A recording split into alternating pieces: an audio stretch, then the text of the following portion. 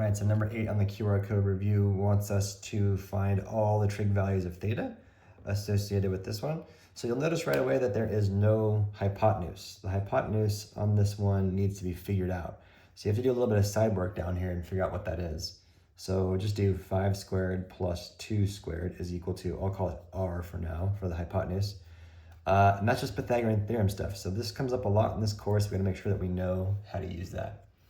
All right, so this is just 25 plus 4 is r squared. So that's 29 is r squared. So the radius is the square root of 29.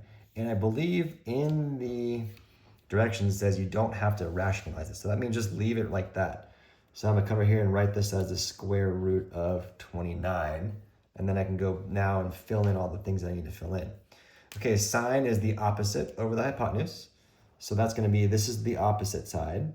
And this is the adjacent side to this angle theta, right? So this is opposite and that's adjacent. You gotta know that part too.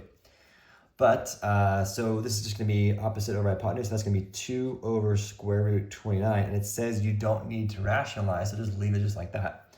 And that's gonna be rad 29 over 2. So the nice thing about the way that I set you guys up on the tests is that you're always gonna have sine, cosine, tangent, cotangent, secant, cosecant. So once you know the top one, just take the reciprocal and you know the bottom one. All right, cosine is 5 over rad 29. Therefore, secant is rad 29 over 5. Don't have to think about it. Tangent is just 2/5. Therefore, cotangent is 5/2. And that's all you gotta do.